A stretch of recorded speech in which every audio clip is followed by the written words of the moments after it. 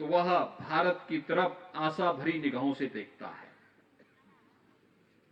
आज भारत किसी का पिछलग्गू नहीं, बल्कि दुनिया भारत का अनुसरण कर रही है।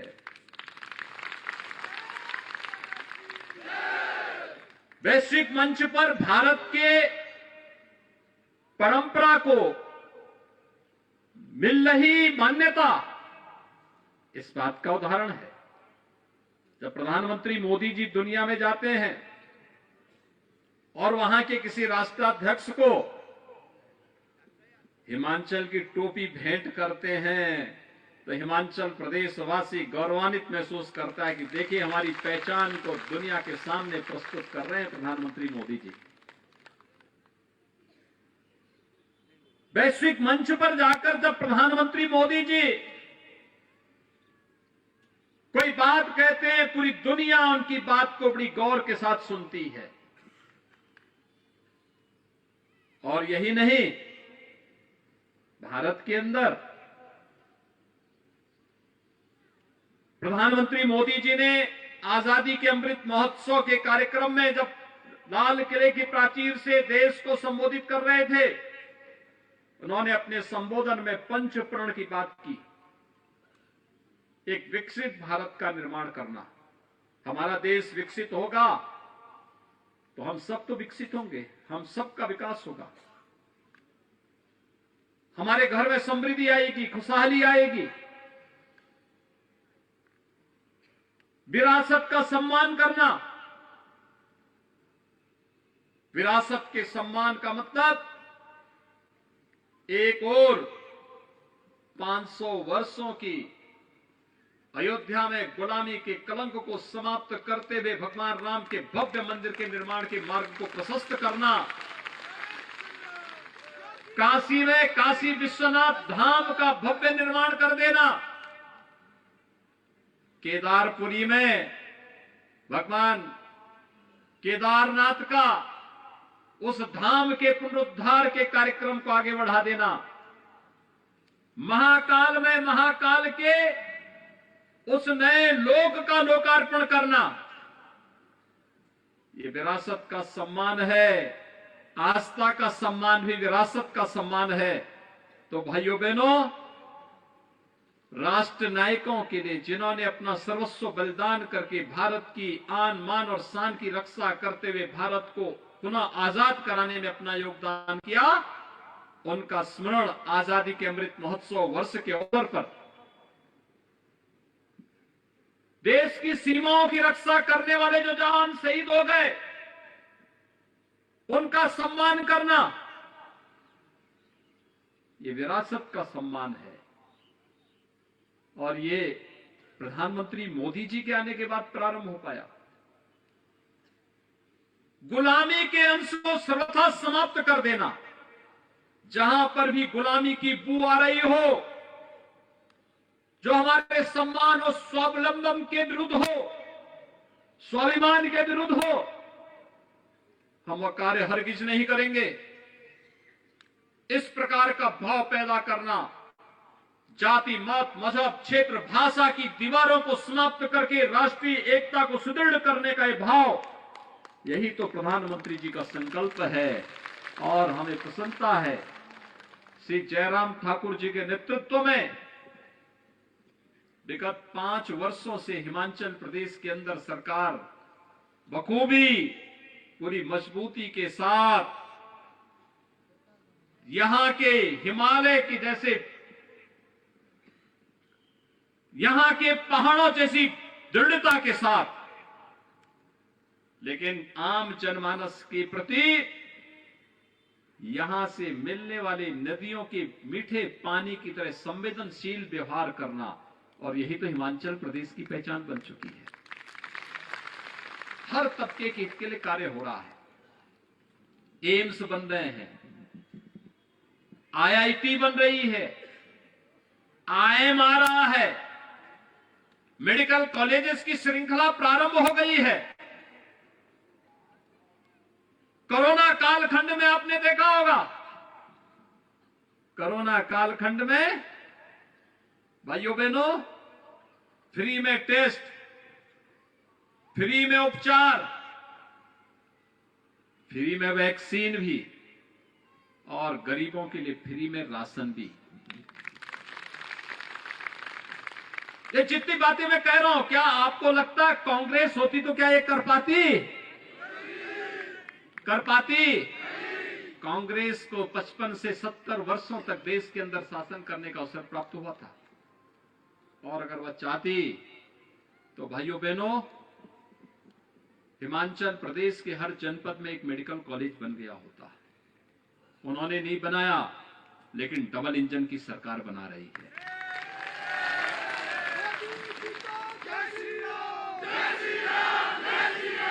वैश्विक मंच पर कांग्रेस ने 55 वर्षों तक शासन करते हुए भारत को एक पिछलग्गू राष्ट्र बना दिया था।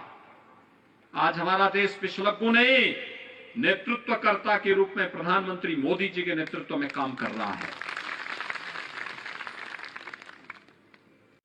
कांग्रेस ने 55 वर्ष के अपने शासनकाल में अन्नदाता किसानों के लिए कुछ नहीं किया। आज तो अन्नदाता किसानों के लिए प्रधानमंत्री किसान सम्मान निधि का लाभ भी दिया जा रहा है। 10 लाख किसान तो अकेले हिमाचल प्रदेश में इस सुविधा का लाभ प्राप्त कर रहे हैं। गरीबों के लिए उपचार की कोई व्यवस्था नहीं की। प्रधानमंत्री मोदी जी ने भी और श्री जयराम ठाकुर जी ने भी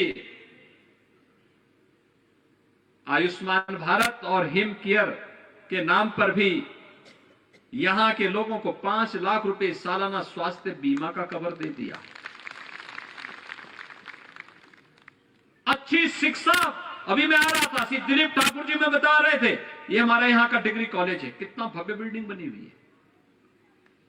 भाइयों बहनों, शिक्षा के केंद्र एक पहचान देते हैं, स्वास्थ्य के केंद्र एक पहचान देते हैं, नौजवानों के लिए रोजगार और नौकरी की सुविधाएं हो।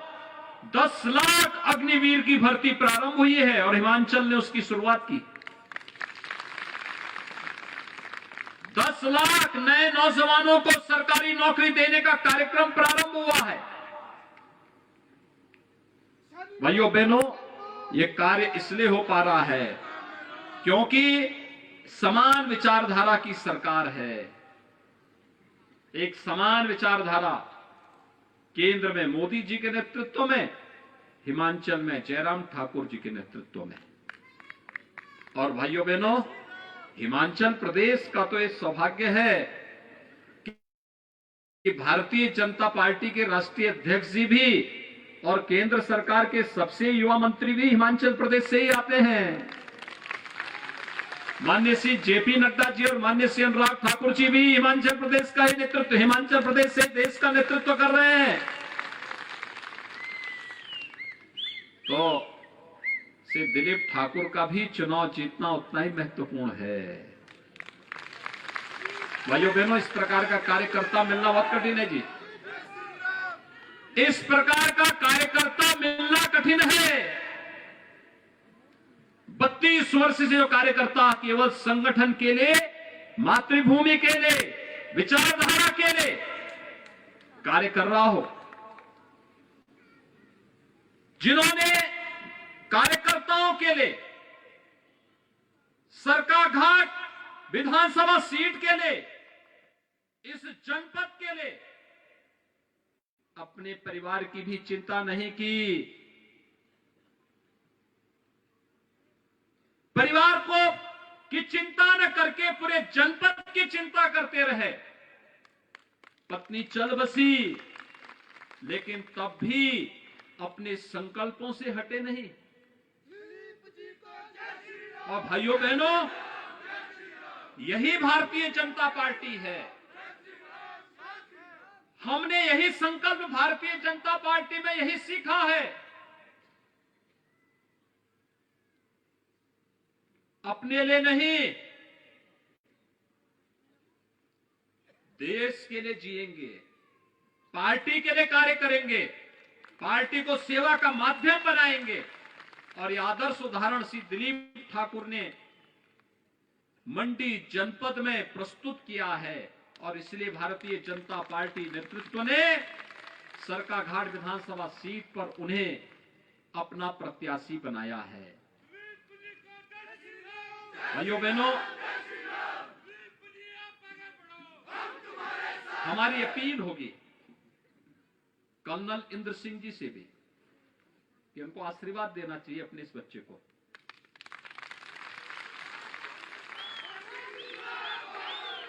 जब वो पिछला चुनाव लड़े थे तब यह कार्यकर्ता कार्य कर रहा था। आज एक नए कार्यकर्ता को मौका मिला है और पार्टी की व्यवस्था के अंतर्गत अगर वह पार्टी के कार्यकर्ताओं के साथ मिलकर के कार्य करते हैं तो उनका राजनीतिक जीवन स्वयं में बहुत यशस्वी बन जाएगा।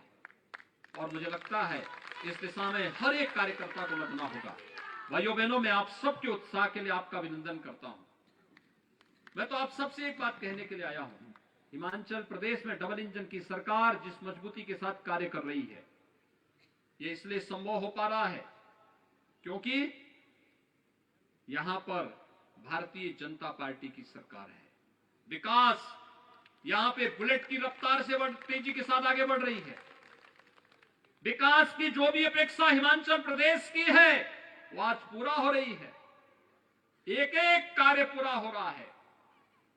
हर क्षेत्र का समग्र विकास की कार्य योजना आगे बढ़ रही है। कई हाईवे बन रहे हैं, कई डैम बन रहे हैं, कई मंदिरों का पुनरुद्धार हो रहा है, कई नदियों को चैनलाइज किया जा रहा है, कहीं जल जीवन मिशन के अंतर्गत पेयजल की सुविधा दी जा रही है, कहीं वृद्धजनों को पेंशन की सुविधा दी जा रही है, कहीं निराश्रित महिलाओं को, कहीं पर दिव्यांग जनों को,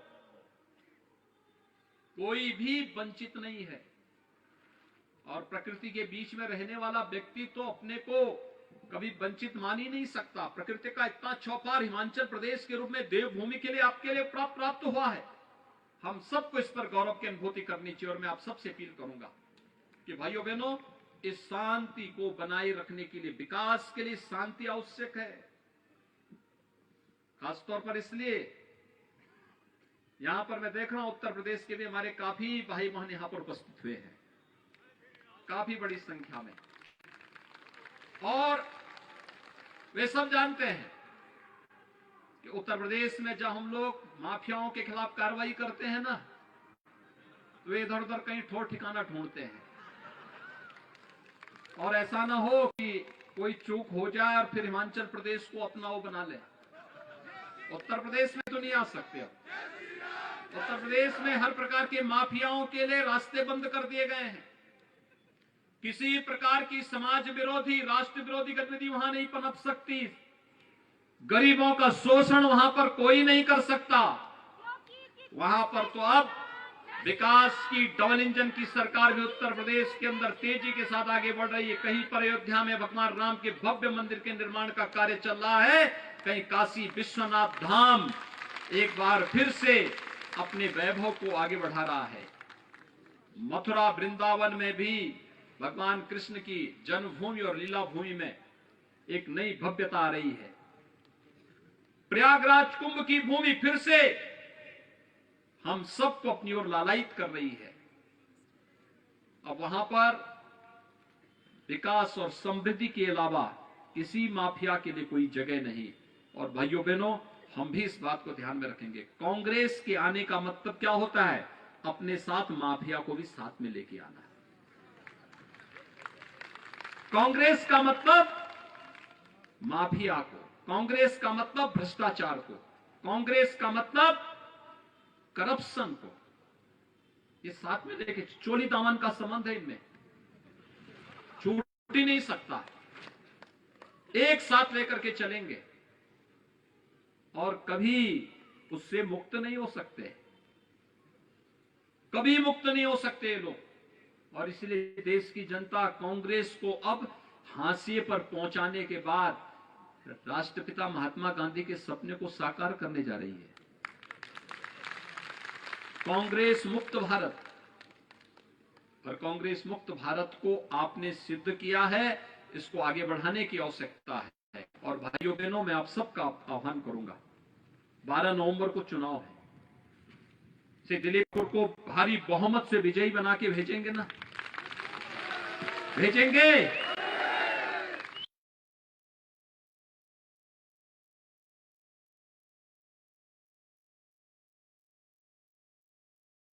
जहां तक मेरी आवाज जा रही है, दोनों हाथ उठा करके बोलेंगे, जता करके भेजेंगे।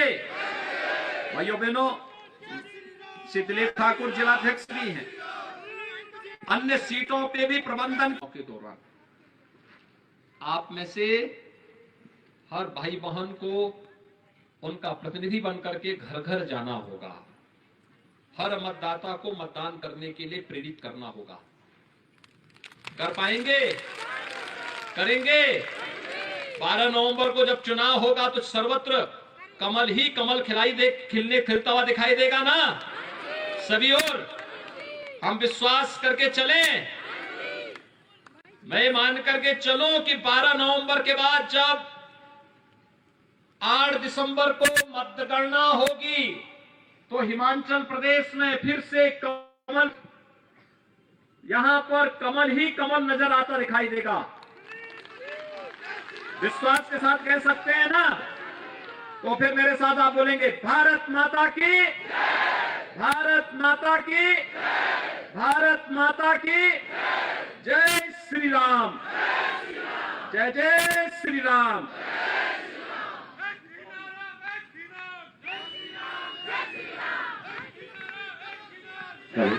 मोदी जी को जय श्री राम,